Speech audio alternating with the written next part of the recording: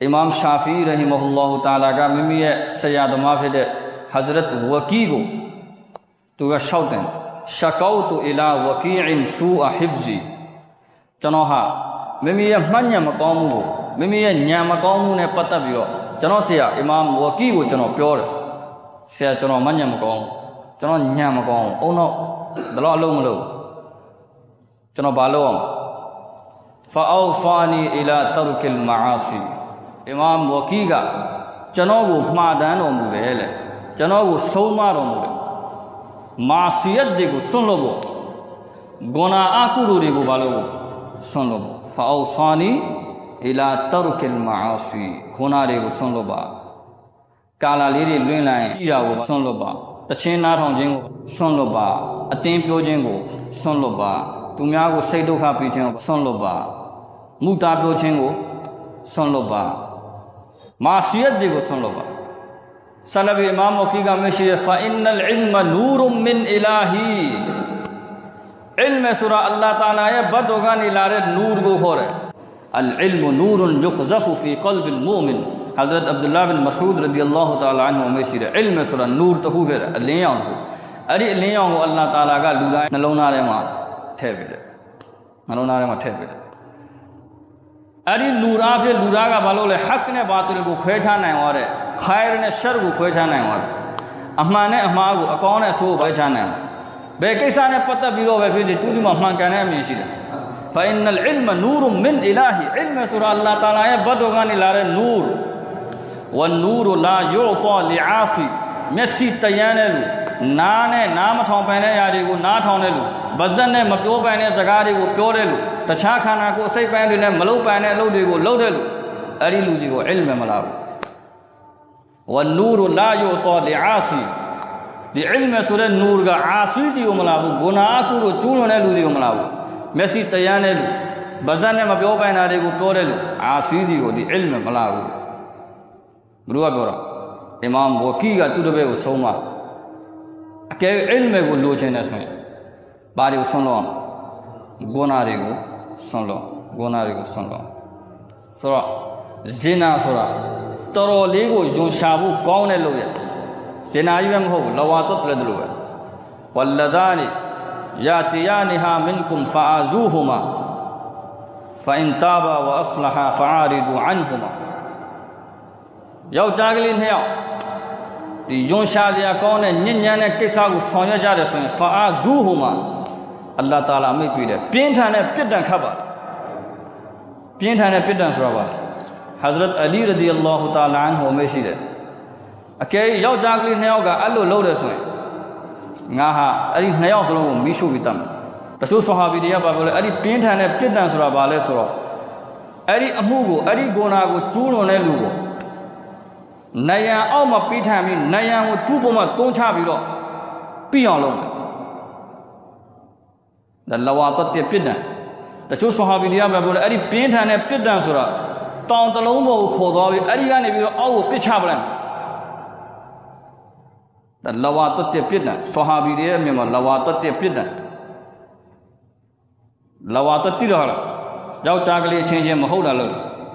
अब दिखे मासो मंगली छेंचे ने महौ डालो लेकिन तू सत्संग जिन सुरा अबू तरो प्याना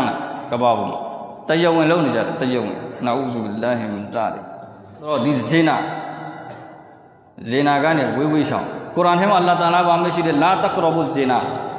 ज़िना मलो ने लो बेउ बागोले ज़िना है अनागुले मतवाने ज़िना है अनागुले मतवाने ज़िना है अनागुले मतवाने तो वो ज़िना है मुकद्दमा रशीद परमा उज़ो ज़िना है शिबी रशीद ज़िना है शिबी रे बारे ची छें ठी तुई छें सगा प्यो छें मैं लों ये ज़िना ना ये ज़िना मैं लों ये ज़िना न खाओ ये ज़िना बज़ा ये ज़िना तुम्हें आये तबीज़िया ने तुम्हें आये ज़नीदिया ने तुम्हें अडो दिया ने तयाम हुए ने नीला ने अम्या ठौरे सोए प्यामीरो पैसा याम अल्लाह ताला ठेंगे नो मुबार सरो अरी दल्ला सोया बीरो जोशा बोया कौन है दीपे मुगाने लुटियो हा लुम याव बुता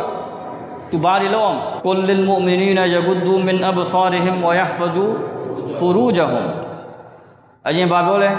မိုမင်အမျိုးသားတွေကိုပြောလဲမိမိတို့ရဲ့အရှုတွေကိုအမျိုးသမီးတွေကနေဘာလုပ်ကြပါထိမ့်သိမ့်ကြပါအမျိုးသမီးတွေကိုမကြည့်ကြနဲ့ပြီးတော့ဘာပြောလဲဝါယဖဇူဖူရူဂျဟွန်မိမိတို့ရဲ့အရှက်အင်္ဂါတွေကိုဇင်နာကနေထိမ့်သိမ့်ကြပါအရင်ဘာပြောလဲမျက်လုံးတွေကိုအမျိုးသမီးတွေကနေထိမ့်သိမ့်ပါပြီးတော့မှဘာပြောလဲအရှက်အင်္ဂါတွေကိုဇင်နာကနေဘာလုပ်ပါထိမ့်သိမ့်ပါအဲ့တော့ဘာတိရလဲဆိုတော့ဇင်နာကြီးကိုမရောက်ချင်းအရှုကိုထိမ့်သိမ့်ရမယ်မကြည့်ပိုင်တာတွေကိုမကြည့်နဲ့အရှုကိုဘာလုပ်အောင်ထိမ့်သိမ့်ရဒီအရှုကိုထိမ့်သိမ့်ခြင်းဆိုတာတော်တော်ကြီးကျယ်တယ်လို့ဒီလူသားရဲ့အရှုကမတန့်ရှင်းဘူးဆိုရင်လူသားရဲ့အရှုကမတန့်ရှင်းဘူးဆိုရင်ဒီအတွင်းပိုင်းဆိုင်ရာလမ်းကျမှာသူဟာတိုးတက်မှုကိုလုံးဝမရနိုင်သူရဲ့နှလုံးသားထဲမှာသူလှုပ်လိုက်တဲ့အီဘာဒတ်တွေရဲ့နူရှိတယ်သူလှုပ်လိုက်တဲ့ဘာတွေရဲ့အီဘာဒတ်တွေရဲ့ဥဟာဖစ်တောင်းလာတဲ့ဆိုရင်တနေ့ကုရ်အာန်ဖတ်နေတယ်ကုရ်အာန်တီလာဝတ်လုပ်နေတယ်မော်လီတန်ကတောင်းလာတဲ့ဆိုရင်ကုရ်အာန်ကိုနားလည်အောင်လုပ်နေတယ်ဟာဒီစ်ကိုနားလည်အောင်လုပ်နေတယ်ဆရာရဲ့ဆိုဘတ်မှနေတယ်ဆိုတော့ဒီအီဘာဒတ်တွေနူတွေရှိတယ်အဝါဘင်ဖတ်တဲ့फर्ज नमाज दी फर वाजिब नमाज दी फर सुन्नत मुअक्कदा दी फर दी इबादत दी बारिश ही नूर बैठे मा नलोना रे नलोना का लिंग में टॉप पान दावे में चौं पिन को ठोड़े छिन दजे मु तुमी तिया खुबा का ने ला ने सही का तौं सु तछा लो बालो ले जी ले अच्छा जी ले तछा लो जी लो यार निकाय नियत ने नाउज़ु बिल्लाह अलु बोले लो ले जी तछा लो जी लो यार ले निकाय नियत ने होआ बरू ले रो मती बरू तमी ले बेमा निका ले बामा रो मती तू बाबा ले निकाय नियत ने चीलो यार सुरा का बरो ले को सुनाम भी होबी तू बरू ले तू अचिन जरीदा री का बलो ले तू जनी रे फिने निकालो में सो को तो असिन पी मला सुनाम भी होबी निकालो को तो सों फे ले अरी छे मा तच्छा बालो ले यार चीलो यार शरीयत का कोरा अगु आदलो हो लारे मुदमी रे निकाय नियत ने ची नाम ले शरीयत का चीफ में पीरा रहा बरो ले सुराओ निकाय नहीं है तो चिड़िया यार ची सही का प्योर अच्छा चिड़ो यार वहाँ पे चाउ ना आवेगा नया मोल सब पे यार जिनाले तलो फिर मम हो बाओ जिनाले तलो फिर मम हो बाओ ची रहा बागे ची बारो बागे तू कौन वाला पे वाला तू बागे वहाँ पे अच्छा बारो ले ची ला हाँ सही का शैतान का सही का तौंसू ची ले बस ख़त्म नलोना रे मशीन रे इबादत दिए नू यौ छी सुदलो न्यई और नलोना का माओ और नलोना बो जुल्मत अमाउंट का फोन वाला ने लोग है इबादत दिए ले आओ प्यो दो नलोना रे अरी छे या तरो आने में आ रहे छे शैतान का नौठा गुनारी दिगु तू से खो दो गुनारी का ने सौं चिन आऊं चा का भी रे दी इन आद खु मसी रो नलोना अमाउंट फोन में भी अब नौठा गुनारी फिर लाबो तो तरो आने जी ने सुरो बामा हो रहा अच्छा ची लायदा चारों में कुरान ने दी अम्मे को अच्छा फी जान लायदा कुल्लिल मुमिनीना यगुद्दू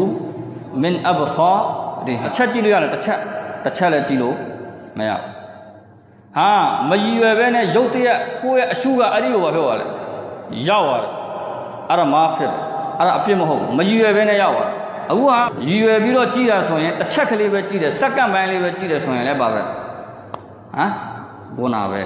मजी वे ने कोई अशुगा जाओ वाला सोए छः मैं लोगों लोहे फैलाया नॉट चीज़ों में आ रहा छः बारो लाया मैं लोगों लोहे फैलाया ला तुत्बिइन नज़रता हज़रत अली को तुम्हारे सल्लल्लाहु अलैहि वसल्लम का सौमार ओ अली प्रथमा अशुगा नागो द्वितीय अशुगो मलाई सी ने ला तुत्बिइन नज़रा अम्यूद में जी को मजी वे ने कोई अशु जाओ सो अरी प्रथमा अशु जी को द्वितीय अशु मलाई सी ने छः बारो लाया लोहे फैलाया फ़इन्न लकल ऊला व लैस लकल आखिरा तें तो प्रथमा अशुगा पाएने द्वितीय अशुगा म पाएंगे प्रथमा अशुगा पाएने सुरागा ये बीरो चीज़ अशु को दोरा मजी वे ने जाओ वाले वो दोरा अशु को दोरा और छः बारो लाया अशु को लोहे फैलाया हज़रत मौलाना पीर जुल्फ़िकार अहमद नक्शबंदी दामत बरकातुहुमुल आलिया तय तू पलिए तनिया मत जाने अरे से तू लुंगे बो वैसे भी तो उसे आओ तू ये शायख सी अरे पली से मत तू ये शायख तू ये मुरब्बी तू ये पीर वो तू ये पीर सी तू ये पीर ये नामा मौलाना पीर जुल्फ़िकार ये मैसे अठाएं दी मैसे को पीर सब का बाबोले सुरो पीर जुल्फ़िकार ये बगो लन्यू ठोगियो मेंती लाल ဒီလူငယ်လေးဟာဒီအသက်အရွယ်မှာတမန်တော်မြတ်ကြီးဆလ္လာလာဟူအလိုင်ဟီဝါဆလမ်ကိုအကျင့်100ထပ်ပို့ပြီးတော့ဇီယာရတ်လုပ်ပြီးတော့ပြီဒီအသက်အရွယ်မှာ30မပြည့်သေးဘူးဒီအသက်အရွယ်မှာဒီလူငယ်ဟာတမန်တော်မြတ်ဆလ္လာလာဟူအလိုင်ဟီဝါဆလမ်ကိုအကျင့်ပေါင်း100ထပ်ပို့ပြီးတော့ဘာလုပ်ပြီးတော့ပြီဇီယာရတ်လုပ်ပြီးတော့အာနဒီမေဆီယာဟဇရတ်ကရှိုက်ခ်ကတင်းနဲ့ပတ်သက်ပြီးတို့ပြောလိုက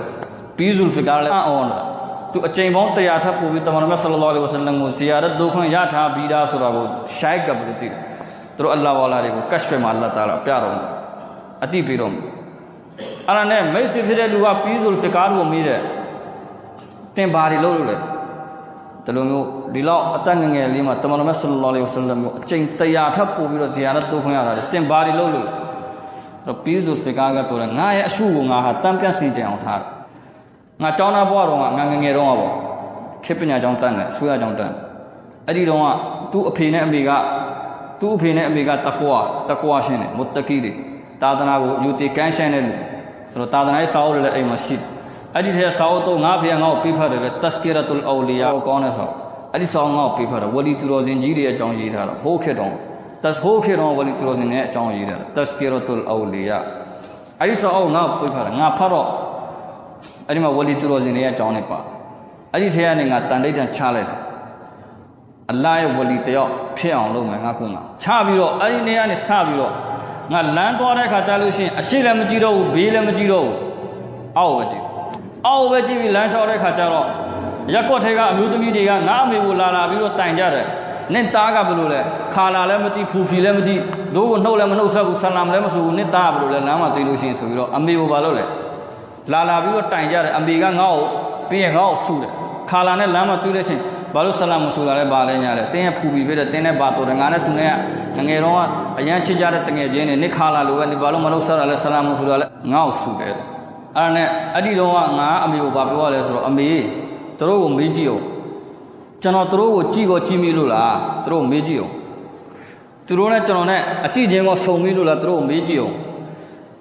အဲ့တော့မှအမေကမေးကြည့်တာဟုတ်တယ်ကျွန်တော်နာကဘ누구ဖက်သွားလဲယောက်ျားလေးဖက်သွားလားမိန်းမလေးဖက်သွားလားတော့ကျွန်တော်မသိဘူးကျွန်တော်ဘ누구ဘယ်လိုနှုတ်ဆက်မလဲသူအဲ့လိုရှင်းပြစိတ်ထဲမှာလည်းဒေါ်လာထောင်းနေတယ်အဲ့ဒီရက်ွက်ထဲလူသမီးတွေကိုအားနေလာပြီးခါလာတော်လဲဖူဖီတော်လိုက်နဲ့ဒီလောက်ခါလာတယ်ဒီလောက်ဖူဖီဘယ်ရလားစိတ်ထဲကလည်းပါဖြစ်နေဒေါ်လာထောင်းနေတယ်ဒီလောက်ခါလာတယ်နိုင်ဒီလောက်ဖူဖီတွေနိုင်ဘယ်ရလားအဲ့ဒီကလည်းကျွန်တော်အမေတို့ရှင်းပြလိုက်တော့ကျွန်တော်အောက်ငှက်ပြီးတော့ပဲသွားတော့ဘေးကနေယောက်ျားလေးဖက်သွားလားမိန်းကလေးဖက်သွားလားတော့ကျွန်တော်မသိအဲ့ဒီအရွယ်ထဲကနေမိမိရဲ့နဇရကိုဒီအရှုကိုတန်ပြန်စင်ကြင်အောင်ထားခဲ့ခြင်းရလက်တမန်တော်မြတ်ဆလ္လာလာဟူအလိုင်ဝါဆလမ်ကိုအသက်30မပြည့်ခင်မှာဇီယာရတ်အကျင့်100ထပ်ပို့ပြီးတော့လုပ်ပြီးတော့ဒီနှလုံးသားကမုဇက္ကာမုဆဖာမုနဝရလင်းဝင်တောက်ပနေတယ်ကြည်လင်တန့်ရှင်းနေတယ်အခါကျတော့တမန်တော်မြတ်ဆလ္လာလာဟူဝါဆလမ်ရဲ့ဇီယာရတ်တဲ့နစီးပြညကြလို့ရှိရင်ကျွန်တော်တို့အိမ်ထဲမှာရှိနေတဲ့အဖိုးတန်ပစ္စည်းတွေတခိုးဝင်ပြီးတော့မခိုးရအောင်ကျွန်တော်တို့ဘာလုပ်လဲတကားကိုတေချာပိတ်တယ်ကလန့်ထဲတယ်တော့ခတ်တယ်တချို့ဆိုရင်ဘာလို့လဲ digital တော့ပါထည့်ပြီးတော့နံပါတ်နဲ့ပါလို့ဒီမှာအခန်းတကာပိတ်တယ်သတင်းပေါက်တွေပိတ်တယ်ဒါပေမဲ့ရှိုင်တန်ကဘယ်အပေါက်3ပေါက်ကနေဝင်ပြီးတော့ကျွန်တော်တို့ရဲ့နှလုံးသားအိမ်ငယ်လေးကိုကြားစရာမရှိအောင်ခြေမွှသွားအောင်ဖျက်ဆီးနေတယ်အဲ့ဒီအပေါက်3ပေါက်ကိုပိတ်ဖို့ကျွန်တော်တို့မေ့နေတယ်တစ်ခုကနားနောက်တစ်ခုကမျက်လုံးနောက်တစ်ခုကပါးစပ်ကျွန်တော်တို့ကိုယ့်ကိုယ်ပြင်ရပြင်မှုကျွန်တော်တို့အလ္လာဟ်တာလာအချိန်ပေးတာတော်ပါလို့ကျွန်တော်တို့ကိုယ့်ကိုယ်ပြင်ရမမှားဘူးတဲ့လူဘယ်သူမှမရှိဘူးတကယ်အလ္လာဟ်ဝါလာကြီးတွေသူတော်ပြင်ကြီးတွေလည်းတစ်ချိန်လုံးကကျွန်တော်တို့လိုရိုးတာမှန်တယ်ဟဇရတ်ဟဆန်ဘဆရီရဟီမဟူလာဟ်တာအာလာအင်မတန်ကြီးကျယ်တဲ့အလ္လာဟ်ဝါလာကြီးသူတော်စင်ကြီးနောက်ပိုင်းမှာဖြစ်သွားတာလူငယ်ဘဝမှာရိုးတာမှန်လူတယောက်ဟီဒါယတ်မရဘူးအင်ကြီးလှလှဝတ်မဲ့ကိုရွှိုင်းနဲ့ရှိုးစမိုးအပြည့်ထုတ်ပြီးတော့ရက်ကွက်ထဲကလမ်းကြိုလမ်းကြားတွေမှာလိုက်သွားမယ်ဈေးတွေထဲမှာလိုက်သွားတယ်ဟိုဟာကြည့်တယ်ဒီဟာကြည့်တယ်မျက်လုံးကိုအာဝါဒလွတ်ထားတယ်တို့ကြည့်ချင်းတဲ့နေရာကိုကြည့်ဒီလိုပဲသူကဟဇရတ်ဟဆန်ဘဆရီအဲ့ဒီကျွန်တော်ဟဆန်ပဲဟဇရတ်မဖြစ်တယ်တခေါက်ပါလို့လဲဆိုတော့အဲ့လိုမျိုးရှိုးစမိုးအပြည့်ထုတ်ပြီးတော့ဈေးကိုလာတယ်ဈေးထဲမှာအမျိုးသမီးတယောက်ကိုတွေ့ဒီအမျိုးသမီးကိုလုံးကိုပေါက်လဲတော်တော်လှတယ်ရုပ်ရည်အမတန်ချုံမောလာပါသူတော်စင်များကြည့်နေကြလူတွေဒီလမ်းကလူတွေသူတို့သိတယ်သူတော်စင်များဘယ်မျိုးသမီးကဘယ်လိုလှလဲဆိုတော့ သူတို့ဒီမှာအမျိုးသမီးကတော့ဘူရခါဝတ်ထားတဲ့ပရဒါနဲ့ဟီဂျပ်နဲ့မျက်လုံးနှလုံးဖော်တာဒါပေမဲ့ तू အဲ့ဒီမျိုးသမီးရဲ့အဲ့ဒီမျက်လုံးနှလုံးကို तू ဆွဲလန်းတော့ तू အဲ့ဒီမျိုးသမီးတွေကနေ तू ရဲ့မျက်လွှာတွေကို तू ခွာလို့မရတော့ဘူးအဲ့ဒီမျိုးသမီးပဲ तू ကြည့်နေတယ်အဲ့ဒီမျိုးသမီးအနောက်ကနေပဲ तू တောက်လျှောက်လိုက်လာမျိုးသမီးပဲသွားလိုက်အဲ့ဒီနောက် तू လိုက်သွားတောက်လျှောက်ကြည့်နေတယ်မခွာတန်းကြည့်နေတယ်မျက်တောင်မခတ်တန်းကြည့်နေအမျိုးသမီးကတအောက်လောက်ကြာတော့တဘောပေါက်သွားတယ် သူရဲ့ရည်ရွယ်ချက်အမျိုးသမီးကသူ့ကိုမေးတယ်အမတစတဟီတင်မရှက်ဘူးလားမိကွန်းကနည်းနည်းပဲတူနဲ့ထိထိအမတစတဟီတင်မရှက်ဘူးလားအဲ့ဒါကြောင့်ဟာဒီစ်တော်မှာဘာလာတယ်လဲဆိုတော့တမန်တော်မြတ်ကြီးဆလ္လာလဟ်အလိုင်းဝါဆလမ်မရှိတော်မူတယ်တင်းစီမှာဟာယာမရှိတော့ဘူးအရှက်တရားမရှိတော့ဘူးဆိုရင်ဖဖ်အလ်မာရှိတာကြိုက်တဲ့အလုပ်ကိုလုပ်တော့အရှက်တရားဆိုတဲ့အရာမရှိတော့ဘူးဆိုရင်သူဟာသူကြိုက်တဲ့အလုပ်ကိုလုပ်လို့ရပြီလူကမတင်တော်တဲ့ကိစ္စတွေဂုဏတွေကနေရှောင်တယ်ဆိုတာဘာကြောင့်လဲသူကမှအရှက်တရားရှိလို့အဇာလမ်တစတဟီဖဖ်အလ်မာရှိအဲ့ဒါကိုမြို့သမီးကမိတယ်အမတစတဟီတင်မရှက်ဘူးလားအဲ့ဒါနဲ့ဟဆန်ဘဆရီကဒီမြို့သမီးကိုဘာပြန်မေးတယ်လဲဆိုတော့မင်မန်ဘယ်လိုရှာရမှာလဲအဲ့ဒါနဲ့မြို့သမီးကဘာပြောလဲဆိုတော့မင်မန်ယအလမခါအင်နတ်အလ်အာယုန်ဝမာတုခ်ဖီဆူဒူရ်ဘယ်အရှင်တခင်ကဖောက်လွဲဖောက်ပြန်တဲ့အရှုတွေကိုအလွဲသုံးစားလုပ်တဲ့မျက်ဝန်းတွေကိုတီးတော်မူတယ်ဘယ်အရှင်တခင်ကနှလုံးသားထဲမှာတူမိထားတဲ့ပြုတ်ဝတ်ထားတဲ့မကောင်းတဲ့စိတ်ဆန္ဒတွေကိုလည်းအကျွင့်မဲ့တီးတော်မူတယ်အဲ့ဒီအရှင်တခင်ကိုတင်မရှက်ဘူးလားတဘောအလ္လာဟ်ကိုတင်မရှက်ဘူးသူတုံသွားတယ်တစ်ချက်သူ့နှလုံးသားထဲမှာတစ်ခုတော့ဖြစ်သွားတယ်ဒါပေမဲ့သူ့ရဲ့မျက်လုံးတွေကိုအဲ့ဒီမျိုးသမီးတွေနဲ့သူခွာလို့မရတယ်သူစိတ်သူမသားနိုင်ဘူးအဲ့ဒီမျိုးသမီးရဲ့နောက်ဆက်ပြီးတော့ပါသွားဆက်လိုက်သွားအမျိုးသမီးကိုကြည့်နေတယ်အဲ့ဒါနဲ့အမျိုးသမီးကသူ့ကိုမေးတယ်လေမသာတကြီးကိုငါအနောက်ကဘာလို့လိုက်လာနေအဲ့ဒါနဲ့သူဘာဖြစ်တယ်လဲဆိုတော့ကဒ်ဖူတင်တူဘီအိုင်နိုင်ကေတင်မရဲ့မျက်ဝန်းနှစ်ခုရဲ့အလှအောက်မှာငါဟာကြရှုံတော့တယ်ဒီခေတ်ကလူငယ်တွေပြောတယ်ကဒ်ဖူတင်တူဘီအိုင်နိုင်ကေတင်မရဲ့မျက်ဝန်းနှစ်ခုရဲ့အလှမှာငါဟာကြရှုံတော့တယ်ငါဟာဆွဲလန်းတော့ပြီဒီမျက်ဝန်းနှစ်ခုကိုအဲ့ဒါနဲ့မြို့သမီးကပြောတယ်ကောင်းပြီရှင်ဒီမှာစောင့်နေပါရှင်လိုအပ်တဲ့အရာမကြခင်ရှင်းစီကိုရောက်လာပြီးတော့အဲ့ဒီမျိုးသမီးကသူ့အိမ်ကိုသူပြန်သွားလိုက်အဆန်ဘဆရီကတော့ဘာထင်တယ်လဲဆိုတော့ဒီမျိုးသမီးကသူ့ရဲ့ဆန္ဒကိုဖြည့်ဆည်းပြီးတော့သူတို့နဲ့ကြီးသားဖြစ်သွားပြီသူကအဲ့လိုထင်ဒါပေမဲ့ခဏနေကြတော့အမျိုးသမီးငယ်လေးတယောက်အခုနာကအမျိုးသမီးရဲ့အိမ်ကအစီကံအလုပ်သမားလင်ပန်းတစ်ခုကိုယူလာတယ်အဲ့ဒီလင်ပန်းမှာအဝတ်တစ်ခုအုပ်ထားတယ်ပြီးတော့ဟဆန်ဘဆရီကိုလာပြီးတော့ပေးတယ်ကျမရဲ့တခင်မကရှင်းစီကိုဒါကိုပို့ခိုင်းလိုက်ဟဆန်ဘဆရီကဘာလုပ်လဲဆိုတော့ဘာများလဲပေါ့အဲ့ဒီမှာအဝတ်ကိုသူဖယ်လိုက်တဲ့အချိန်မှာအောက်မှာဘာတီးရလဲဆိုတော့မျက်လုံးနှလုံးတွေ့ရတယ်ဟိုမျိုးသမီးကသူ့မျက်လုံးနှစ်ခုကိုထုတ်ပြီးတော့လင်မန်းထဲမှာထည့်ပြီးတော့ပို့ပေးလိုက်ပြီးတော့ဒီအစီကံမကိုတခုဘာပြောခိုင်းလိုက်လဲဆိုတော့အဲ့ဒီဟဆန်ဆိုတဲ့ပုဂ္ဂိုလ်ကိုပြောလိုက်ပ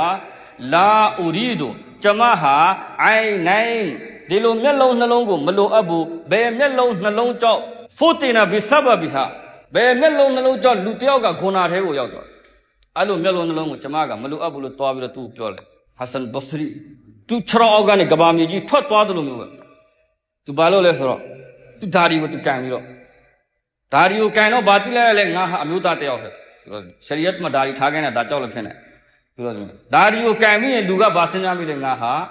ယောက်ျားတယောက်ဖြစ်တယ်ငါကယောက်ျားတယောက်ဖြစ်ပါလျက်နဲ့အမျိုးသမီးတယောက်လောက်တော့မှအလ္လာဟ်တာလာကိုချစ်ကြောက်ယူတင်မှုရှက်ရွံ့မှုငါဒီမှာမရှိဘူးသူအဲ့ဒီကနေငိုပြီးတော့အိမ်ကိုပြန်လာတယ်အဲ့ဒီညတညလုံးသူဟာဂျာနမတ်စ်ပေါ်မှာစဂျဒါထဲမှာငိုတယ်အလ္လာဟ်ရဲ့ထံတော်ပေါ်မှာသူတောဘာလို့နောက်တနေ့မနက်ကျတော့ဒီအမျိုးသမီးကိုတောင်းပန်မှုအတွက်သူအိမ်ကနေထွက်လာတယ်အမျိုးသမီးအိမ်ကိုလာတဲ့အခါကျတော့အိမ်မှာလူတွေစွတ်စွရုံဖြစ်နေတယ်ငိုနေတဲ့လူတွေကငိုနေကြတယ်အဲ့ဒါနဲ့သူမေးတယ်ဘာဖြစ်တာလဲဆိုတော့သူဘာပြောတယ်လဲဆိုတော့ဒီအိမ်ရဲ့ပိုင်ရှင်အမျိုးသမီးကကွယ်လွန်သွားပြီတဲ့မနေ့ကသူ့ရဲ့မျက်လုံးနှလုံးကိုထုတ်ပြီးတော့ဟဆန်ဘဆရီကြီးကိုပို့ပေးတဲ့ဒီအမျိုးသမီးကကွယ်လွန်သွားအဲ့ဒီမှာဟဆန်ဘဆရီကအဲ့ဒီအိမ်အရှိမပဲမြေကြီးမှာလူလိုက်ပြီးတော့ငိုတယ်ငိုပြီးတော့အဲ့ဒီကနေအိမ်ကိုပြန်သွားတယ်3ရက်နဲ့3ညဘာမှလည်းမစားဘူးဘာမှလည်းမတောက်ဘူးဂျာနမတ်စ်ပုံမှာပဲနေပြီးတော့အလ္လာဟ်ရဲ့ထံတော်ပန်းမှာတောဘာလို့တယ်အမှားဝန်ချတောင်းပန်တယ်သူ့ဘဝကိုသူပြင်ဖို့အတွက်အရှိန်ယူတယ်သူတန်တိတ်ထန်ချတယ်အလ္လာဟ်ကိုဂရိကဝတ်တွေပေးတယ်3ရက်ပြည့်ရောပြီတတရားမြောက်ညမှာအိမ်မက်တယ်အဲ့ဒီအမျိုးသမီးကိုအိမ်မက်ထဲမှာသူဟာတွေးခွင့်ရတယ်ဒီအမျိုးသမီးကိုတွေးခွင့်ရတော့သူကအမျိုးသမီးကိုဘာလို့လဲဆိုတော့ပထမတောင်းပန်တာပေါ့ငါ့ကိုခွင့်လွတ်ပါငါမှားသွားတယ်ဆိုတော့အမျိုးသမီးကပြောတယ်ကျွန်မရှင်းကိုခွင့်လွတ်ပြီးတာပဲ ရှင်ကိုအကြောင်းခံပြီးတော့အလ္လာဟ်တာအာလာကကျွန်မကိုနေမတ်ဆုလက်တွေမြောက်များစွာချင်းမြင်ပေးသနာတော်မူတယ်ရှင်ကိုစိတ်ဆိုးစရာအကြောင်းဘာမှမရှိဘူးအဲ့ဒီမှာဟဆန်ဘစရီကဒီမျိုးသမီးကိုဘာပြောလဲဆိုတော့အီဇီနီငါ့ကိုဆုံးမပါအောင်အဲ့ဒါနဲ့မျိုးသမီးကဟဆန်ဘစရီကိုနှစ်ခုဆုံးမတယ်အီဇာခလောတာဖတ်စကူရလာ